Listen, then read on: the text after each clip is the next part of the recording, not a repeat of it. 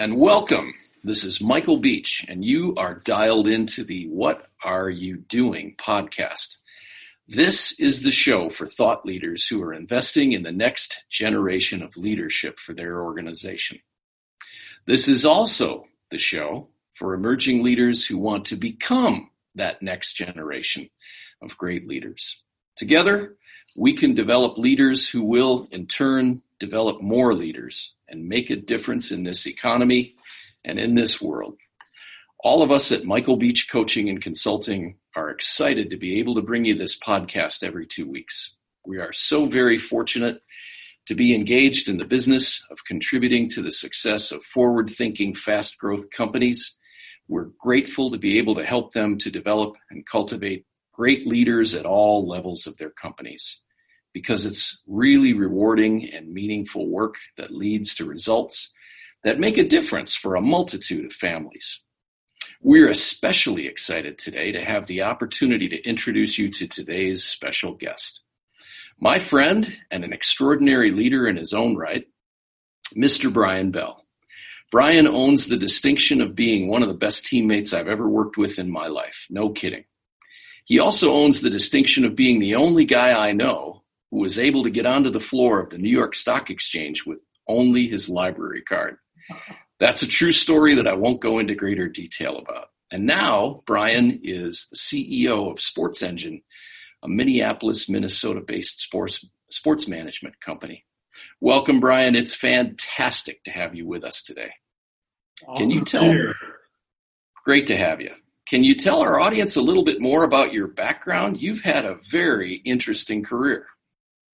Yeah, sure. Well, first of all, it's great to be here, and what an awesome topic. Talking about leadership and both the science and the art of it is something that I'm really passionate about. So I'm glad to be here if I can offer even small nuggets of things that have been helpful for me. So yeah, my career, like you mentioned, there's really two kind of careers, but they kind of actually have a lot of common themes. I started going to the Air Force Academy and then grad school, flight school. I actually spent my first 11, 12 years flying F-16s in the Air Force, deployed around the world, and it was a super formative part of, not only was it just fun as hell, it was also pretty formative for me as I think about my leadership. Then after that, my brother was in the tech community, in venture-funded tech, and he said, "Hey, instead of flying for Delta Airlines, why don't you start a career in kind of high tech?" So I said, "What the hell?" and started that career. And I've been in 4 or 5 different venture-funded tech companies, and I've really kind of found my niche in an area that I really feel like it's a great fit for who I am and what I like to do and the people I like to be around with. So that's quite the business pivot, going from F-16 pilot to squadron leader to high-tech company sales leader and ultimately CEO. Wow, quite a journey. Yeah, there's probably we can talk more about it. There's probably more common thread than you would maybe think. So, no, I love it. It all makes a lot of sense to me. A lot of high-performance stuff along the way. I know that. Yeah. Well, hey, I want to give you a nice, smooth, easy question to get you warmed up. What would you say is your favorite musical band or your favorite musical artist? Kind of changes. I'm after Tom Petty's passing, I became a huge Petty fan. I always liked Tom Petty, but I think I started listening to more of his live stuff, and just now I can't seem to get enough of it. Like down in Florida in 2006, singing "Learn to Fly" with Stevie Nicks, and the whole crowd was kind of part of the song. It was a pretty awesome moment in time.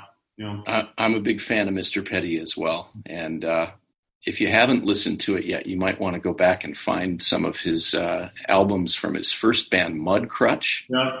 Oh my goodness, there's some great music that they did back in the early days back there in Gainesville. I remember you and I playing music after each quarter, in between each team reporting in. You'd always start, because you're the consummate music man yourself. You always had a great soundtrack to make those days go a little bit better. So yeah, I was fortunate that in those days our company had an incredible library of MP3 files that we could pick from. Made it easy to be a good disc jockey. yeah. Well, a follow-up question, we were talking about favorite things. I'm curious about what maybe is the best business or leadership book that you've ever read. Yeah. Man, I've read a lot, given I was in the military and we had classes on leadership. But I don't know. I think Ernest Shackleton's adventure by Alfred Lansing around he and his crew trapped down in Antarctica and how they survived that. And it was just a great book around leadership, personal fortitude, teams. That was one that kind of resonates with me. That's a great book. I had a friend give that to me as a gift about 8 or 9 years ago. And I looked at the cover and decided that I needed to start reading that book right away. It's got a pretty ominous looking cover on it with that old time ship and great book. They were going to, I don't know, it was Elephant Island. They basically had some boats they needed to go get help on. And like the big leadership thing there was like different schools of thought of how they should handle this. Given the boat was trapped, the dogs were all passed away, is he brought his biggest doubter, his biggest challenge in the boat with him. And the kind of message there is kind of keep the people that may be that you're most challenged with closest to you. Sure. And it made a huge difference for him. I was just probably one of 1,000 things that were interesting in that book. So, yeah. Well, I can see why you like that book. It's a great one for sure. At what point in your career did you become interested in leadership? I don't know. It's kind of hard. I think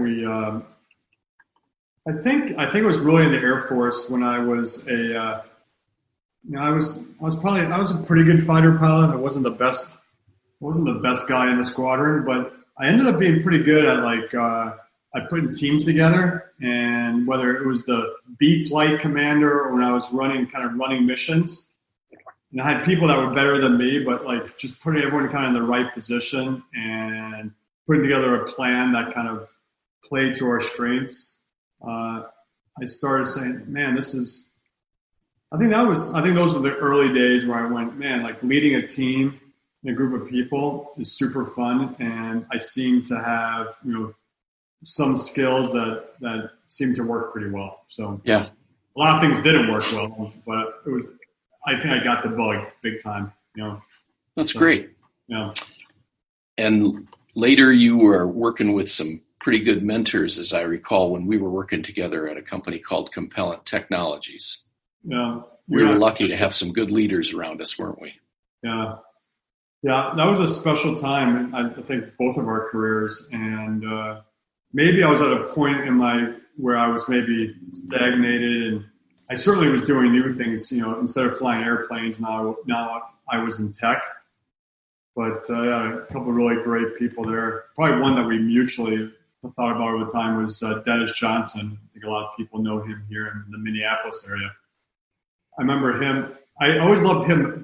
Soft talk goals, and because sometimes it's easy because people really don't like conflict, and sometimes goals can almost kind of create conflict. And I remember we did one of our first sales calls together, and he told me that was the worst. And I was kind of leading it. He said, that was the worst sales call I've ever been on.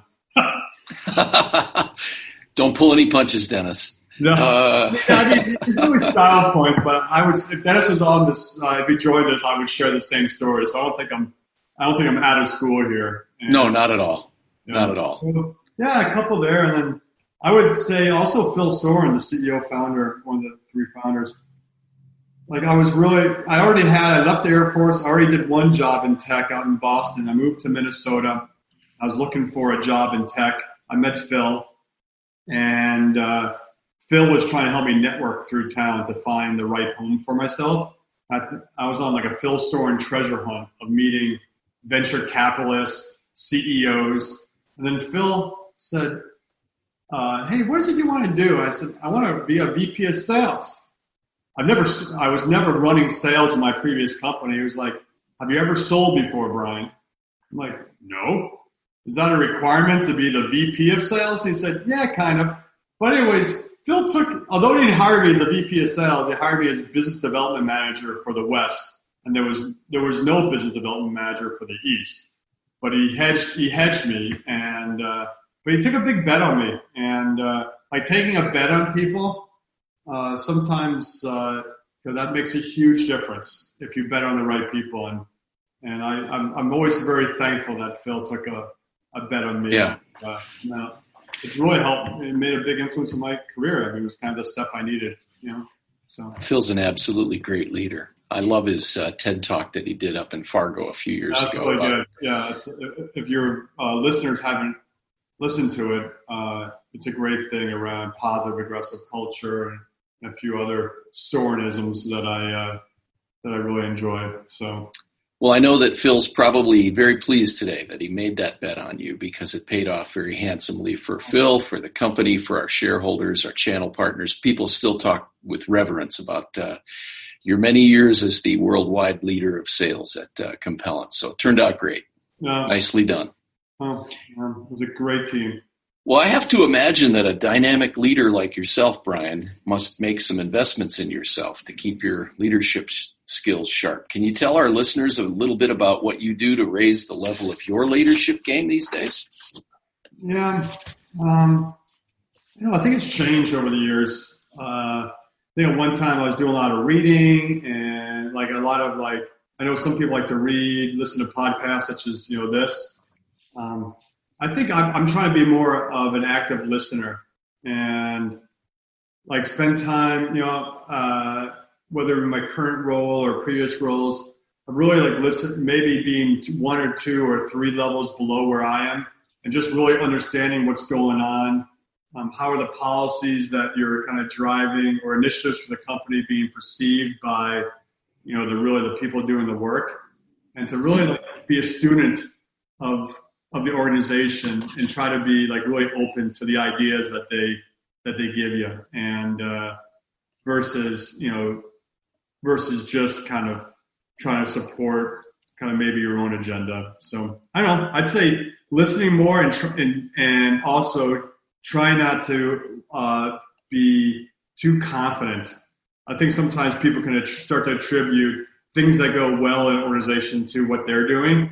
Right. There's a lot of other things going on in an organization. And you would hope to think that the work you do as a leader or senior leader is maybe the most important thing, but a lot of times it's not. It could be the market. It could be what's going on around you.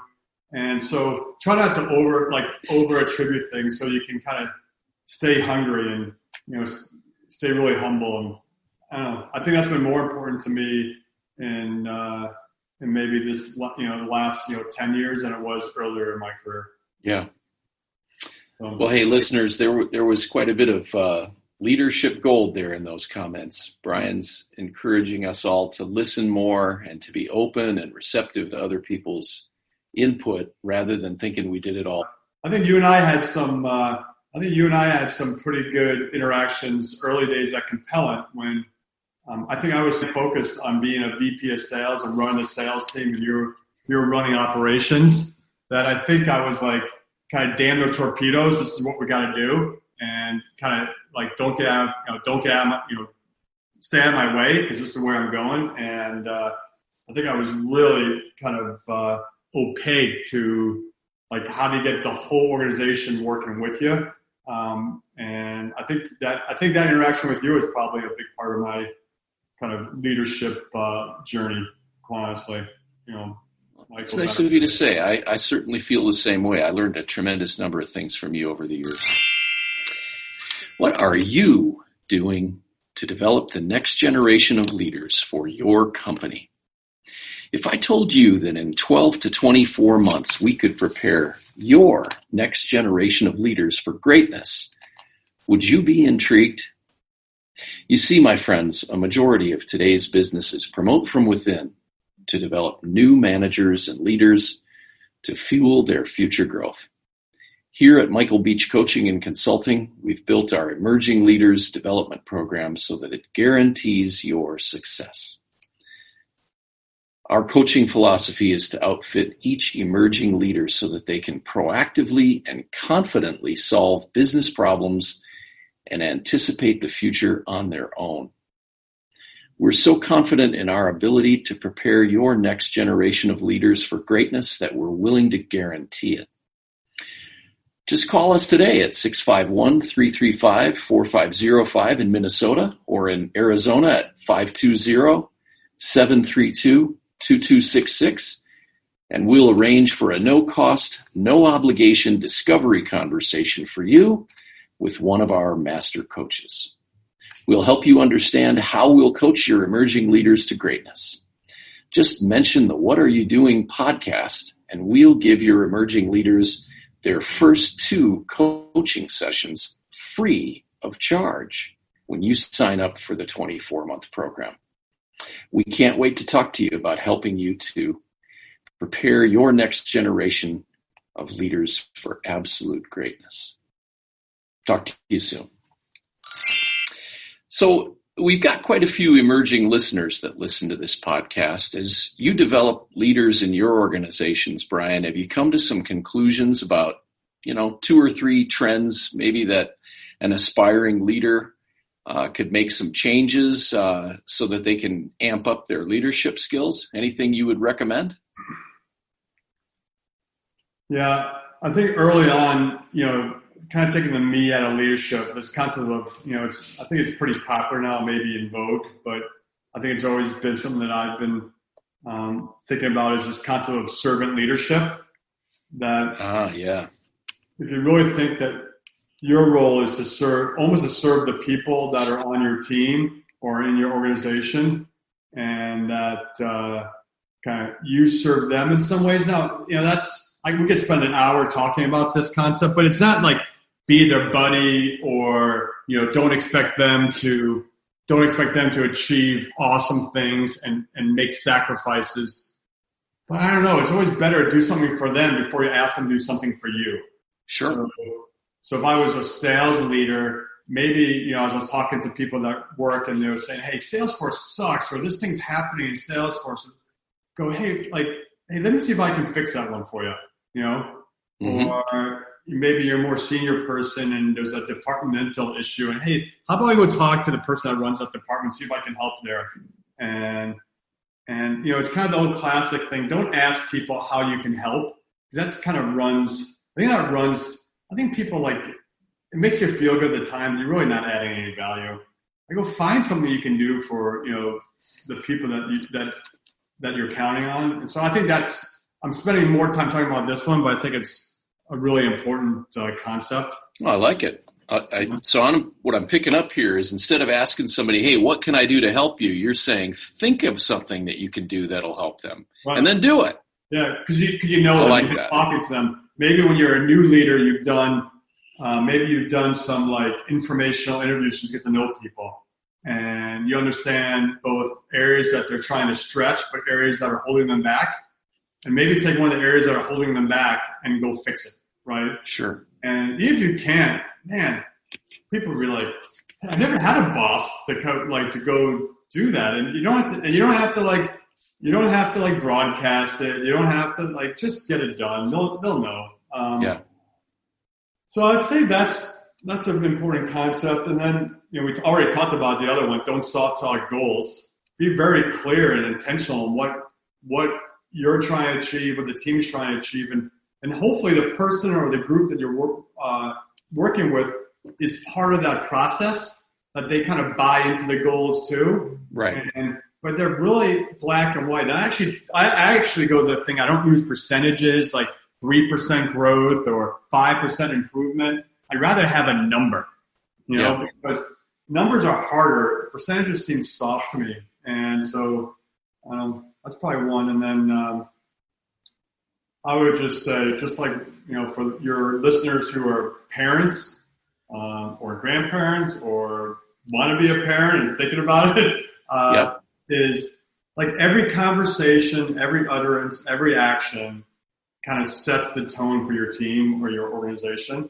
And you're leading, and most things you're leading are not the emails or not the policies or the offsite you're having. It's every utterance, everything you do.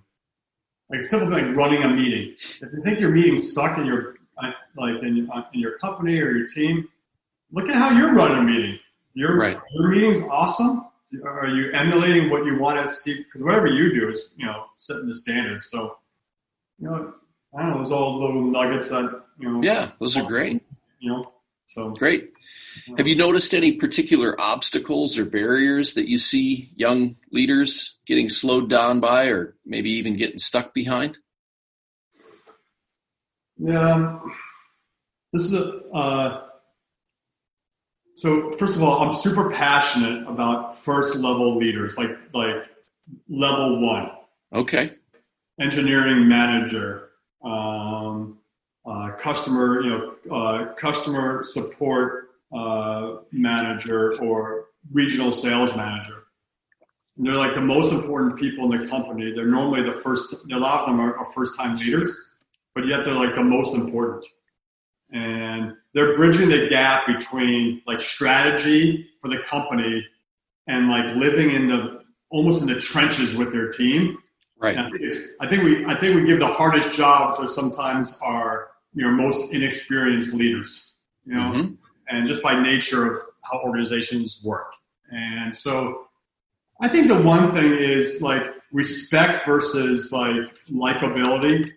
And I think that's confused often in every role. And, respect is you care about me, I care about you. There's this amount of respect and trust and all those things, but it doesn't mean like I like you or you're my friend. And sometimes I think that's this idea around like, how are you in the trenches with your team, but yet not necessarily their buddy, or friend, or, right. It's super nuanced, but sometimes I think that can cloud how people effectively run a team, So, yeah. I like your point about the first line leaders having one of the toughest jobs in the organization. That is so true. Yeah. And I think I agree with you that they're some of the most important people in a company because they're so very close to the customer. Yeah. They're managing the people taking care of your customers 99 times out of 100. And that leadership that they provide is super important. Yeah. So I would say for me, I kind of always I try to do for me personally, I try to do things like I do like twice a year. I get all my first level leaders together across the company. Mm-hmm. The other leaders are invited, but it's really, and I go over like the business plan and how we're doing and try to be super transparent on the business in a way that hopefully they can better understand the why behind the business. And if they understand the why when they're talking to their team, hey, why don't we have these budget dollars? Or why are we making this budget cut? Or why aren't we doing this? The first level leader has the context to really, to actually help answer questions like that and hopefully be more effective. So great idea. I love that. That's a wonderful best practice. Well, how important do you feel emotional intelligence is for someone who wants to become a great leader? EQ, pretty popular topic. It's been for years. EQ, emotional quotient, how you're able to read people, understand how you're being perceived by them, know how to read situations and their effect. I mean, I think we all have EQ. Some people have more of it. They're just really good at reading situations and people, and that really helps lead if you really understand how you're being perceived, because then you can kind of be the chameleon and maybe change your approach if you're not connecting with a certain person.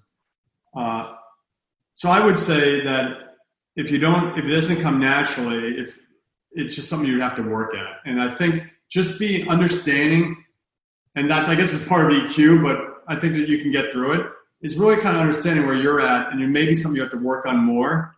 But I think we all can develop it. I just think that we have to want to develop it. And if you care, I think that's a skill you can develop.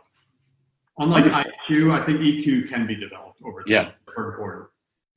We spend an awful lot of time in our coaching business helping people to develop emotional intelligence. And it's kind of startling sometimes when you're in a meeting and you see somebody who doesn't have enough emotional intelligence and they kind of let their emotions get away from them. ouch, right? It can really be awkward and painful. It can be humorous though too. Yeah.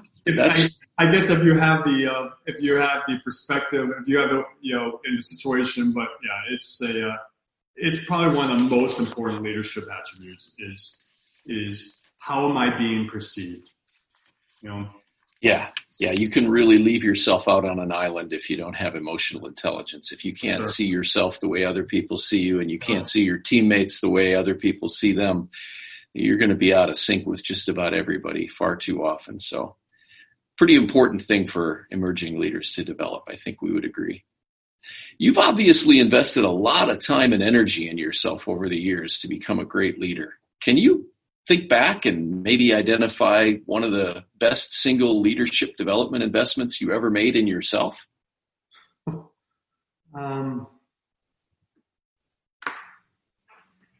Yeah, I think it probably was that. I guess the way I learn is I'm a pretty hands-on learner. I'm a pretty visual person. Like when I was flying airplanes, I couldn't really kind of process all the data from all the different instruments, but I could kind of look outside the airplane and see how my bombing run was looking just by how things kind of looked in the windscreen. Yeah. And that's just how I learned. And so I think I became a student of everyone around me and kind of like almost like role playing, whether it be a teacher, it could be a coach, it could be someone in business. We have great leaders around us everywhere, and not just in business, right? Right.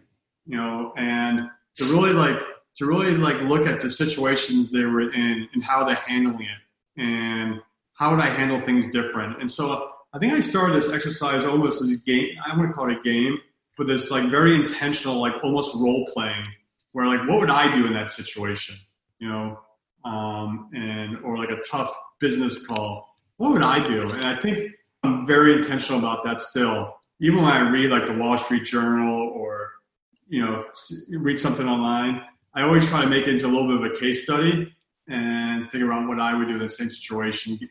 What information would I be looking for? And I don't know. So I guess it's like this concept of like kind of internally kind of role playing all the time.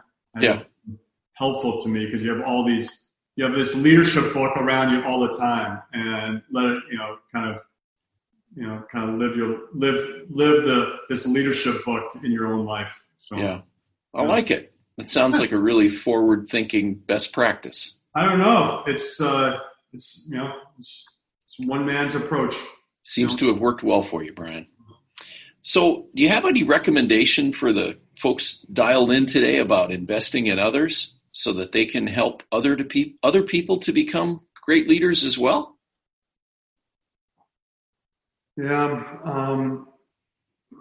I would say I don't know. It seems it may not seem very kind of groundbreaking, but just like simply caring, And I think if the people that you're trying to influence or that are people seeking help, I think if you really care about them, people sense that, and then they're like much more open to ideas, and I think that's a great way to start. Is like just really care, Yeah. And I think that there's some people who really are seeking to be a mentor, like that's important to them, Sure. I don't know. Don't make it about you. Make it about others, and I think you have a lot better result. That's just maybe a starting point. No, that's a great starting point. I think every book I've ever read about trust says that you better go first and that you better care about the other person and demonstrate to them that you're willing to invest in them or make deposits in them. And, there's no better way to show people you care than to really actually care and get busy helping them. Yeah. Even things like I do a goal set exercise with the team. I used to do it when I ran sales teams, and it'd be like at the start of each year, write down like 4 goals for the year and then for your current quarter. And 3 of them, should be business related, I want to, if I'm an engineer, there's certain things I want to do, or a salesperson. But then I always said, make the fourth one a personal goal. Yeah. Is it a relationship you want to grow, or is it around your faith or your family, or, a physical fitness goal or a health goal? And so I don't know, I would hope that things like that would indicate to the team that, yeah, I want a certain amount of output at work, but I actually care about who you are. Mm-hmm. And I want you to grow. And if you can grow both in your business and in personal goals while we have this time together, that's awesome. And I don't know. So that's an example of maybe that's an example of on this particular point, Yeah. So, cool. Yeah. Brian, my last question for you today. I'd have to say that you've got a really distinguished record of developing high-performing teams. It's a big part of what makes you tick. We'd love to hear your thoughts about teamwork and collaboration in the workplace. Any observations about how to develop strong teamwork and collaboration with a team? Yeah, pretty darn important, right? Yeah, absolutely. And kind of the most fun part around working is kind of operating as a team. Maybe it's a cross-functional team for a particular initiative at work, or in your current role. So it probably doesn't come, given my background. Like, number one is being really clear with what is the purpose, what are we trying to achieve, and being really intentional about that and getting that established first, but also making sure that people agree with it and are bought into it. And so I think that's number one. Number two is somehow build some trust. And if you're the leader, I've learned this the hard way. Like, you start to shut people down in the meeting, or you don't find a way for everyone to contribute. Then this is, no one's really being awesome in that meeting because everyone's holding back because they don't really trust the situation or the environment they're in. So creating an environment where great things can happen because people trust each other. And then get an early win. And I see this all the time. I don't care if it's a large engineering project that's a 6-month deliverable, or it's a new initiative for the company, or it's a new sales strategy, or it's getting a new channel partner. Michael, as you remember, you always told me, Brian, you have 60 days to go get a win when you sign up this company to help to basically market your products in a particular marketplace, right? This concept of momentum. You got to establish momentum. And so find an early win. And that's, I can't emphasize enough how important that is. Take this big project and find something that is a win, and all of a sudden people get more and more excited about the initiative. Yeah. So. Well, those are some fantastic ideas for our listeners. Thank you, Brian. Appreciate it.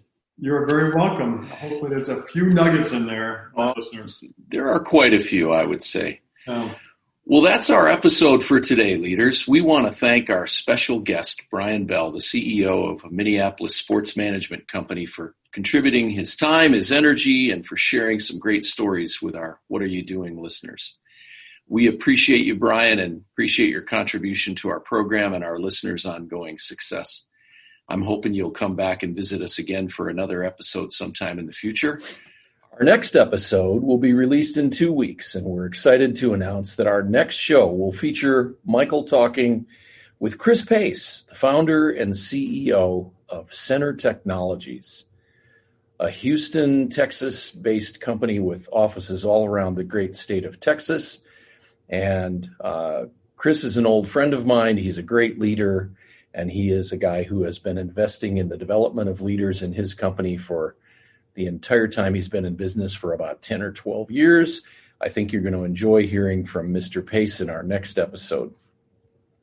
Thank you, listeners, for joining us, and please reach out to us at info@michaelbeachcoach.com if you've got a suggestion for a future episode special guest, or perhaps maybe you want to become a featured guest of our show yourself. Either way, we'll look forward to hearing from you, and we look forward to spending our next episode together with all of you. Until then, remember, invest in yourself and continue to invest in your team for the future. Believe the best about everyone. We'll see you next time.